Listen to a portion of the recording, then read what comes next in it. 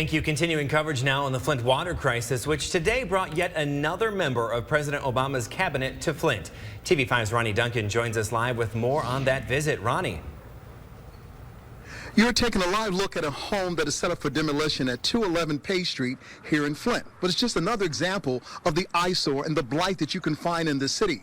A city that is making a comeback. A city that has been besieged by a water problem that's become a water crisis.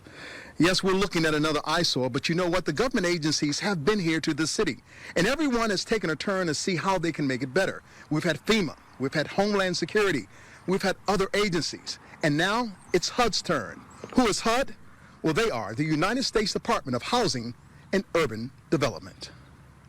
At the end of the day, the end result of our actions and our words needs to be that the residents themselves have a better quality of life. Secretary Julian Castro of the Department of Housing and Urban Development reaffirming the federal government's commitment to helping the city of Flint in light of the ongoing water crisis. We want to make sure we are doing our part to help with the recovery here. This morning, Secretary Castro met with Mayor Karen Weaver, along with Congressman Dan Kildee, prior to taking a tour of the Oak Street Senior Apartments, an historic school built in 1898 and recently rehabilitated into 24 senior apartments through the HUD 202 program.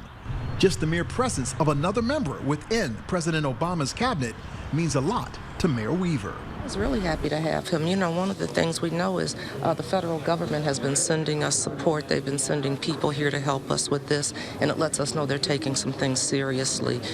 However, the voice of Secretary Castro has to go beyond the doors of City Hall, as well as the mayor would say.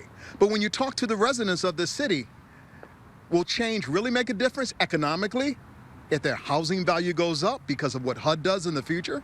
Houses are worth useless now, because how are you going to sell a house in Flint? Jim Burns is a homeowner in the Vehicle City, and although he's optimistic about HUD's visions for injecting some cash flow into certain neighborhoods here, he's not totally sold on the idea. I'd say the city could come back if they, invest money into it. Money that the city hasn't seen yet. However, with the visit of Secretary Castro as another example that Flint is being heard in Washington, Congressman Dan Kildee remains optimistic. Honestly, right now, since my focus is so heavily tilted toward Flint's recovery, anyone who shows leadership on that gets a little bit extra support. Secretary Castro is making no promises when it comes to Flint and its redevelopment. However, he will tell you this much. He will assess the damage, and hopefully he can get some funding from Congress. In Flint, Ronnie Duncan, WNEM TV.